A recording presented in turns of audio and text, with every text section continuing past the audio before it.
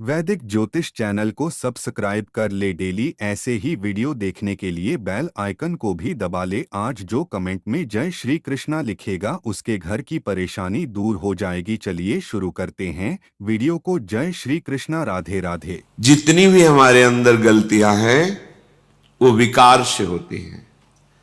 विकार का मूल होता है सुसुख वांछा। सुसुख वांछा का मूल होता है देहाभिमान, और देहाभिमान अज्ञान से होता है, और अज्ञान भगवान से विमुख होने पर होता है, प्रभु से विमुख होने पर होता है। ये सारा का सारा जो माया का तंत्र है ये केवल भगवत विमुख होने से हुआ है। हमें प्रत्यक्ष देखते हैं, जहां हमारे हृदय में छुपाव कपट, वही माया नष्ट कर देती है। हृदयेश्वर से क्या छुपाव करना। तुम्हारी माया बाजी पसारी विचित्र, सुनि मुनि मोहे काकी कौर, कहे श्री हरिदास तुम्हारे हम जीते तौ न तोड़। हरि, यदि आप कहो कि तू बहुत गंदा है तो मालिक ये माया किसकी है? आपकी ही है ना। बड़े बड़े ऋषि मुनि किसकी गोद में बैठकर आपको भूल जाते हैं? आपकी माया ना। तो है किसकी? तुम्हारी माया बाजी पसारी विचित्र, तो समझ में ही नहीं आती। और आप सदैव हमारा हित करने में लगे हैं और मैं सदैव आपकी आज्ञा उल्लंघन कर रहा हूं। पर वाह मेरे प्यारे, आप मेरा साथ नहीं छोड़ रहे। यद्यपि आप हार चुके हो मुझे सुधारते सुधारते, मैं बिगाड़ते बिगाड़ते जीत गया हूं, फिर भी आप अपनी कृपा की बान नहीं छोड़ते। आप हम पर कृपा कर ही रहे। ऐसा तो मेरे प्रभु का स्वभाव है। और आप प्रभु से भी छल कपट दुराव, अरे ये इतने कृपालु हैं, बस जैसे हो वैसे इनके सामने पे बस नहीं मानना। जीव का स्वभाव है ना मानना, इसी से ये दुर्गति हो रही। नहीं, भगवान और गुरुदेव और भगवत प्रेमी महात्मा एक कहने को तीन है। वैसा ही हृदय जैसा भगवान का वैसे ही भक्तों का हृदय हो जाता है। क्योंकि भगवान कहते साधु हृदयम मह्यम, मैं साधु का हृदय बन जाता हूं। साधु का हृदय मैं बन जाता हूं, मैं ही हृदय बन जाता हूं। अगाध हृदय में करुणा होने पर भी जब आप कपट करते हैं, छल करते हैं, देखो अनंत जन्मों की बिगड़ी केवल धामवास से बन जाएगी। तुम कामी हो, क्रोधी हो, लोभी हो, मोही हो, कुछ भी, बस एक बात हजारों बार कही, वैष्णव अपराध न बने, गुरुद्रोह न बने। बस तुम जैसे पड़े रहो। यहां पड़े रहने से भगवत प्राप्ति हो जाएगी, पड़े रहने से। अरे धाम है भाई, ये कोई तीर्थ थोड़ी है। तीर्थराज प्रयाग भी जहां मस्तक रगड़ते हैं, ईश्वर कोटि के महापुरुष जहां की रज की याचना करते हैं, उस परम पावन धाम में आप वास कर रहे हैं। कहीं वास करके साधु समागम है, साधु समागम के प्रभाव से भजन, रात दिन आपकी दिनचर्या भागवतिक, तो आपके लिए भगवत प्राप्ति कोई कठिन बात है क्या? पर हम देखते हैं कपट का जाल हम प्रभु से भी रखते हैं, गुरुदेव से भी रखते हैं। अपने हृदय की बात उनको नहीं बताते हैं। मन ही मन जो हमारे अंदर प्रेरणाएं आती हैं उसके अनुसार कार्य करते हैं। फिर जानते, अभी इसी शास्त्र में आप आगे श्रवण करेंगे, जब कोई गुरु आज्ञा का उल्लंघन करता है और अधर्म आचरण करता है, तो जो राक्षस लोग हैं, दैत्य लोग हैं, उनका आवेश उन पर हो जाता है। आगे प्रश्न आगे आएगा, जो अभी चरित्र सुनाएंगे उसमें आगे आएगा कि ये भीष्म कैसे मार सकते हैं पांडवों को, कैसे मार सकते हैं पांडवों के पक्ष को। तो दैत्य लोग कहते हैं युधिष्ठिर को, तुम्हें बिल्कुल निश्चिंत रहना चाहिए, हम सब तैयार हैं। ये अमुक भीष्म के हृदय में जाएंगे, ये द्रोणाचार्य के हृदय में जाएंगे, क्योंकि अधर्म का पक्ष ले, इसलिए मेरे उनके प्रवेश करने में कोई भय नहीं। अब भीष्म कार्य नहीं करेंगे, मैं कार्य करूंगा उनके शरीर में बैठकर। आश्चर्य हुआ कि ओहो, ये जो आज्ञाओं का उल्लंघन करते हैं उनकी बुद्धि इतनी भ्रष्ट हो जाती है। उन्हें बताया कि जो अधर्म आचरण करता है मेरे लिए खुला दरवाजा हो जाता है। मैं राक्षस उसके हृदय में बैठकर ऐसे आचरण कराता हूं कि अपनी पार्टी में सम्मिलित कर लेता हूं।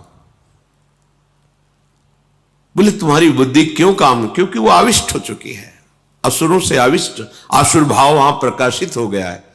बार बार कहते हैं केवल बात मान लो, कोई नहीं छू पाएगा। जीते विनायक शुभ अशुभ, विघ्न करे नहीं कोई। पर बात क्या, प्रभु से भी छल, सामने कुछ और चेहरा, पीछे कुछ और चेहरा। बड़ा आश्चर्य है भगवती माया के इस महाबल का कि वो सर्वांतर्यामी प्रभु से भी कपट कर रहा है। रोज सत्संग सुन रहे हो तो हम आपसे प्रार्थना करते हैं, किसी और से कहने की जरूरत नहीं। जैसे हो वैसे के वैसे प्रभु से प्रार्थना करो, उनको अपने हृदय की बात बताओ, उनके सामने रो, गुरुजनों से बात बताओ, रो। वो कहे या ना कहे ठीक हो जाएगा, अपने आप ठीक हो जाएगा। इनके दरबार की ऐसी महिमा ही है कि वो कहे जाओ ठीक हो जाएगा, ये कहने की जरूरत नहीं, अपने आप ठीक हो जाएगा। पर हम कपट करके उनके पूछने पर भी, उनकी आज्ञा पर भी अपने मन को उत्साहित करके परमार्थ भ्रष्ट आचरणों को करते हैं तो आसुर भाव प्रकट हो जाता है, कुछ समझ में ही नहीं आता। और जब समझ आई तब समझने लायक नहीं रह जाता। इसलिए रोज सत्संग सुनते हो, आप सबसे प्रार्थना है कि आप जो अधर्माचरण करेंगे उसका फल तो न्यून हो सकता है माना, पर इन दैत्यों का, इन असुरों का प्रवेश करने का रास्ता बन जाएगा। ये आसुर भाव, ये राक्षसी भाव तुम्हारे अंदर आकर फिर वो कृत्य कराएगा जो तुम बाद में कहोगे कि मैंने किया ही नहीं, पता नहीं कौन मेरे से करवा लिया। ये शास्त्र के रहस्य की बात बता रहे हैं आपको। इसलिए बहुत सावधान, बहुत कीमती जन्म है। सत्संग में बार बार कहते हैं सावधान हुए तो धाम भी छूट जाएगा, श्री जी के चरणारविंद का आश्रय छूट जाएगा, जीवन निरर्थक हो जाएगा। नहीं मानना। अहंकार इतना बैठा हुआ है कि बस वासना के प्रवाह की तरफ ही बहाए लिए जा रहा है। अरे डूबने वाले को एक तिनके का सहारा बहुत बड़ा होता है, फिर तुम्हें तो लाडली जो का सहारा मिला है, भव समुद्र में कैसे डूब सकते हो? गुरुदेव का सहारा मिला, कैसे डूब सकते हो? पर तुमने तो सहारा नहीं, सहारा तो लिया भोगों का, छल का, कपट का सहारा लिया, डूब जाओगे।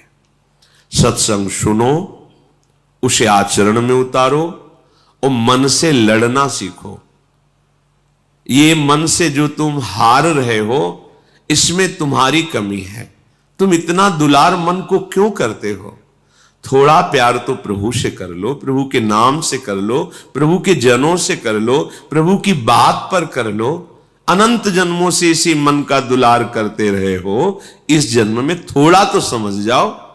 पर वो समझना नहीं, अपनी समझ को वासना के हाथ समर्पित कर दिया तो कैसे समझ पाओगे?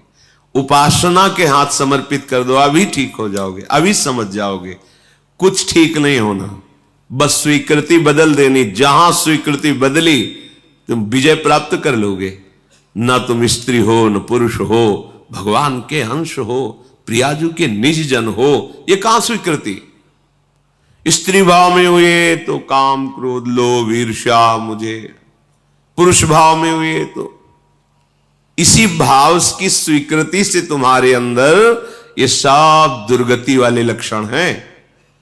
भाव को तो बदलो, पर कोई सुनकर समझकर मानकर के बिरला ही चलता है। नहीं, सब मनमानी। हे मनमानी, इसीलिए भगवत प्राप्ति बहुत कठिन कही जाती है, इसीलिए संत समागम का फल मिलना बहुत कठिन हो जाता है, क्योंकि सब अपने मनमानी। अरे थोड़ा तो गुरुमानी बनो, थोड़ा तो शास्त्र आज्ञा का पालन करो। ये जन्म बहुत कीमती। देखो वैसे ही प्रारब्ध कर्म बड़े बड़े संतों को देखो कष्ट दे रहे हैं, तो आप विचार करो जरा, क्या आप सदैव सुखी रहेंगे? क्या आपका सदैव शरीर स्वस्थ रहेगा? क्या आपको सदैव सहयोग मिलेगा सांसारिक व्यक्तियों का? आज तुम्हारा शरीर स्वस्थ है, तुम जवान हो, तो तुम्हारे शरीर को भोगने के लिए तुम्हें मित्र मिल जाएगा। कल जब तुम्हारा शरीर अस्वस्थ होगा और तुम्हारा पाप कर्म बढ़ जाने के कारण सब कुछ क्षीण होगा, तब तुम्हें जिससे मिलना चाहिए उससे मिलने की सामर्थ्य नहीं रह जाएगी। फिर जो दुख मिलेगा तुम झेल नहीं पाओगे। मान जाओ, धर्मयुक्त विषय का सेवन करो, नाम जप करते हुए इतना बल बढ़ाओ कि मन से लड़के उसको परास्त कर दो, तो विजयी हो जाओगे। प्रभु के जनों के हृदय में जो प्रेम है वो तुम्हारा उत्थान कर देगा, वो तुम्हारा मंगल कर देगा। देखो, श्री भगवान स्वयं करुणा करके उपदेश करते हैं, तुम्हें कुछ नहीं करना, केवल मेरा चिंतन करो, मैं सब संभाल लूंगा। अनन्यश्चिन्तयन्तो माम ये जना परिपासते तेषां नित्याभियुक्तानां योगक्षेमं वहाम्यहम्। क्यों नहीं आप इस बात को समझते? राधा राधा राधा राधा सब संभाल लें, पर नहीं करना। छुप छुप के पापाचरण करना, छुप छुप के गंदी बातों का अंदर विस्तार बढ़ाना, छुप छुप के धर्म विरुद्ध मार्ग चलना, और बाहर से सत्संगी बने रहना, बाहर से भक्त का बाना पहने रहना, ये क्या है? तुम प्रभु को ठगना चाहते हो। विश्वात्मा सर्वज्ञ प्रभु से धोखा नहीं, तुम अपने आप से धोखा कर रहे हो, अपने आप का पतन कर रहे हो। इसलिए सावधान रहिए, बहुत बढ़िया अवसर आ गया है, निकल चलिए। नहीं, भगवान की दुरंत माया बख्शती नहीं किसी को, आप बस इतना समझ लो। ये उसी को आगे निकलने देती, मार्ग दे देती है, जो ईमानदारी से भगवान का आश्रय लेकर सत्य भाव से मार्ग में चलता है और चलने का अभिमान नहीं रखता है। माया रास्ता भी निकल जाओ, नहीं तो ऐसे उसके पास जाल है कि कहीं से भी वो आपको गिरा सकती है, क्योंकि भगवान की है ना, किसी और की नहीं। जो भोजन है ये जीवन का एक बहुत बड़ा अंग है, हमारे प्राणों का पोषण होता है, और सूक्ष्म बात, इससे हमारे मन का निर्माण होता है। अगर हम अपवित्र भोजन, गंदे विचारों से युक्त बनाया हुआ भोजन, अधर्म के द्वारा कमाए हुए धन से भोजन, तो हमारे मन को वासना में कर देगा, मलिन कर देगा, और बुद्धि को निर्णय ठीक करने की शक्ति का अपहरण कर लेगा। अगर हम इस पद्धति से भोजन पाते तो हमारी बुद्धि प्रकाशित होगी और मन ठीक हो जाएगा। वैसे भी ग्रामीण कहावत में भी जैसा खाए अन्न वैसा बने मन, इसका बहुत बड़ा प्रभाव पड़ता है। तो धर्म से कमाए हुए अन्न को जब हम रसोई में अमनिया करें तो उस समय विषय वार्ता, विषय चिंतन नहीं होना चाहिए। अंदर ही अंदर नाम जप करो, भगवत चिंतन करो और विचार करो कि प्रभु को भोग लगाना है, चाहे गृहस्थ हो चाहे विरक्त। प्रभु को अर्पित करने की भावना में ही पवित्रता आ जाती है। छूना मत, श्री जी को भोग लगाना है, एक पवित्रता आ जाती है। और जब हम भोग लगा के प्रसाद पाए तो दूसरे हाथ का स्पर्श न हो, बाएं हाथ का स्पर्श न हो। जैसे जो लोग दोनों हाथों से ऐसे, ये बुद्धि को खराब करने वाला, ऐसे नहीं पाना चाहिए। बाएं हाथ को अलग करके दाहिने हाथ से, एक हाथ से ही भोजन पाने का विधान है, आराम से केवल नाम जप करते हुए। दूसरा, शब्द रहितम, भोजन पाते समय आवाज नहीं करनी चाहिए, मौन रहना चाहिए। नाम जप करो अंदर से, कोई पद चला लो, शांत भोजन। भोजन परोसने वाला रोटी रख दी, हल्ला मचा के ये ऐसा नहीं। वो जब आपके सामने परोसने आ रहा है, वो जो दे रहा है आपको आवश्यक है, ले लीजिए, नहीं आ रहा, जितना आया है राधे श्याम पाली। गृहस्थी में तो स्वयं आपने बनाया, भोग लगाया, आराम से बैठ के नाम जप करते हुए पाइए। एक हाथ से पाए, दाहिने हाथ का ही प्रयोग होना चाहिए। दोनों हाथ स्पर्श होने से फिर वो अपनी बुद्धि को मलिन कर देगा, ऐसा शास्त्रीय सिद्धांत है। पात्र में एक ही हाथ का स्पर्श होना चाहिए। ऐसे प्राय जो लोग सत्संग नहीं करते, साधु सेवन नहीं, वो दोनों हाथों से ऐसे नहीं पाना चाहिए, शास्त्र निषेध। तो भोजन भगवत चिंतन करते हुए बनाएं, प्रभु को अर्पित करें, और जब प्रसाद पाए तो मौन रखें। उस समय प्रसाद के समय बोला नहीं जाता, बातचीत ये वो, ऐसा नहीं। किसी की तरफ देखो मत, अपने प्रसाद की तरफ देखो, सावधानी रखो। एक एक कवल में भगवत नाम जपो, राधा राधा राधा। उससे क्या होगा, आगे कह रहे हैं, क्षमस तारणाय वही, अपने को तारने की और दूसरे को भी तारने की बुद्धि उसके अंदर प्रकट हो जाती है। हम लोगों की आज जो बुद्धि मलिन है ना, मनमानी आचरण करने का आदेश कर रही है, उसका कारण यही है।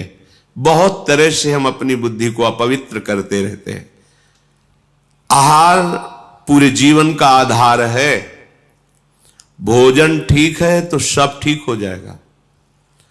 भोजन धर्म युक्त कमाए हुए धन से भगवत चिंतन करते हुए रसोई में अमनिया करके, भगवत अर्पित करके, प्रसाद स्वरूप मौन धारण करते हुए, नाम जप करते हुए प्रसाद को एक हाथ से पाना।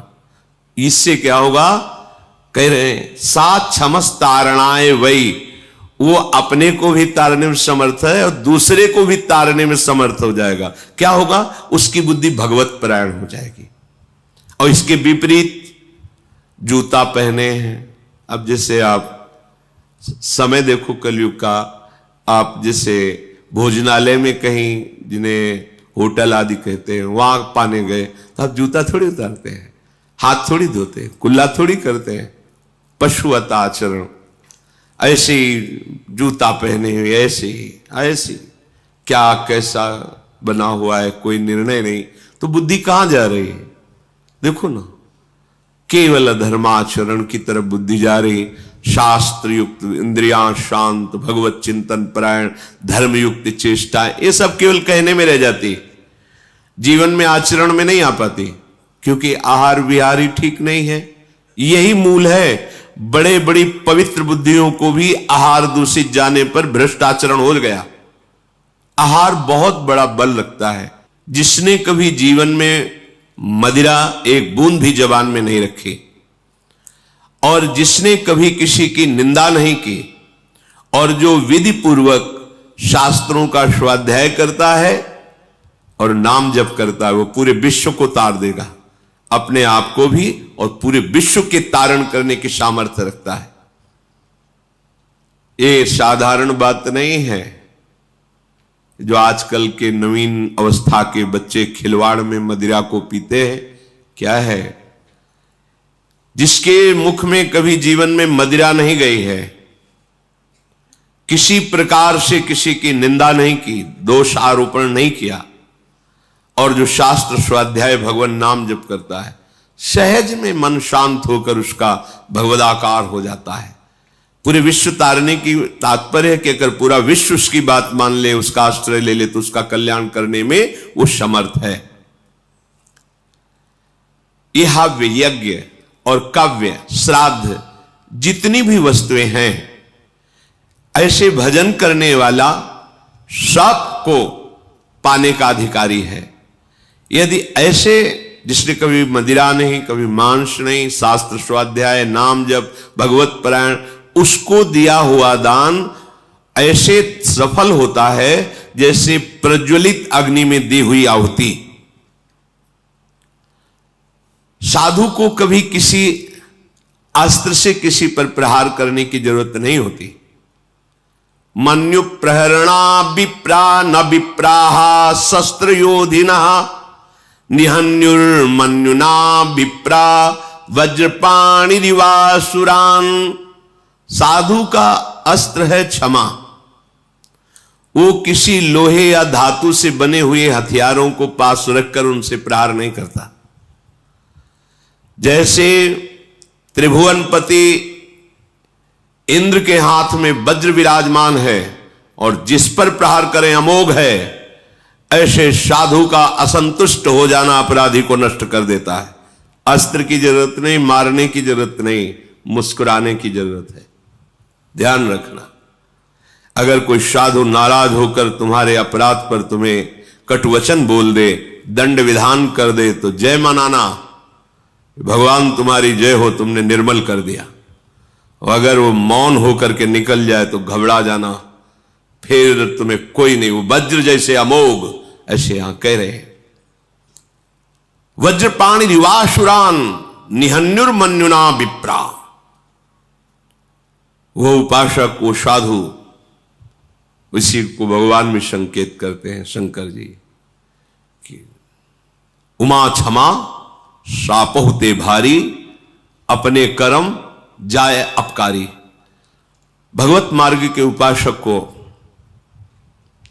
ये गुरुजन कृपा करते हैं, जब हमें दंड देते हैं, जब 3 दिन भोजन नहीं, ऐसा नहीं, चलो, या सभा में डांट दिया, फटकार दिया, जो भी दंड विधान, निपट गए। त्रिभुवन में अब कोई तुम्हें उस कर्म का दंड नहीं दे सकता। भारी से भारी अपराध को 2 शब्दों में खत्म कर दिए। अगर वो मौन हो गए और उसके विषय में कुछ नहीं बोला, शांत रह गए, तो ये अब अमोघ वज्र है, अब इसे तुम नहीं झेल पाओगे। समय आने पर वो जो अपना प्रभाव प्रकाशित करेगा, नष्ट हो जाएगा। ये जैसे पापाचरण करते हैं और वर्तमान में खुशी नजर आते हैं ना, तो इसका तात्पर्य होता है जो सुकृत उनको आगे बचाने वाले थे उनको भेजा जाता है, क्योंकि अपराध भयानक बन रहा है, सुकृत पहले नष्ट किए जा रहे हैं, जाओ फटाफट खत्म हो। अब उसको लगता है मैंने सब कुछ किया, कुछ नहीं बिगड़ा ना।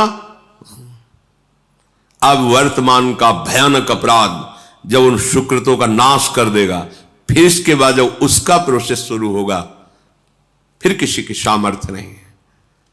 जो इस रहस्य को नहीं जानते उसे कहते सावधान रहो, सावधान, तुम्हें पता नहीं, ये बहुत प्रबल कर्म है जो नष्ट ही कर देगा, और कितने युग तक ये चलता रहेगा नष्ट करने के लिए, इसका कोई प्रमाण नहीं है। संत द्रोही, गुरु द्रोही, भगवत द्रोही, कहीं भी ठौर नहीं, कहते ना इनके नरक में भी ठौर नहीं मिलेगा। तो वास्तविक नरक में भी ठौर का तात्पर्य कि जो नारकी जी दंड भोग रहे हैं वो और दंड देते हैं कि तू तो हमसे भी गिरा हुआ है। मन्यु प्रहरणा, तुम्हें प्रहार करने की जरूरत नहीं है। युधिष्ठिर जी कहे जो साधु हैं, जो उपासक हैं, भगवत मार्ग के पथिक हैं, वो किसी बाहरी अस्त्र का प्रहार नहीं करते। वो क्षमा, तुम्हारा मंगल हो, ये उनके हृदय, पर उनका कर्म जो है, भगवान कपिल देव जी ने जा भस्म हो जाए ऐसा थोड़ी कहा सगर के 60,000 पुरखों को। वो बस उद्दंडता उन्होंने की, किसी ने अश्व को उनको आश्रम में बांध दिया और समाधिस्थ थे, ये चोर है फिर समाधि का नाटक करता है, ऐसा उद्दंडता, उनके तेज ने उनको भस्म कर दिया। उन्हीं के उद्धार के लिए भगीरथ जी गंगा जी को लाए थे। उन्होंने थोड़ी कहा कि जा भस्म हो जाए, ऐसा नहीं, उनके तेज ने भस्म कर दिया। कभी भी किसी उपासक को, साधु को, भगवत मार्ग के पथिक को जैसे कोई अवहेलना, अनादर, कपट, छल, अपराध करता है, भयंकर पीड़ा पहुंचाता है हृदय की या शरीर की, शांत रहो। राधा राधा राधा, स्वामिनी जी जैसा विधान करे, हमें यह मानना है कि हमारा कोई पवित्र विधान किया जा रहा है मंगल, हमें चुपचाप सह जाना है।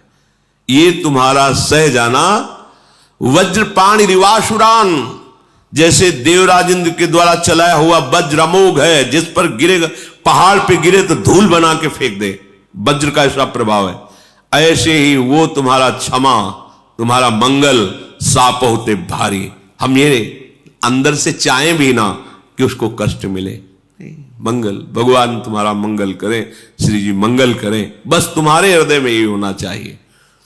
साधु का अस्त्र शस्त्र उसका क्षमा है।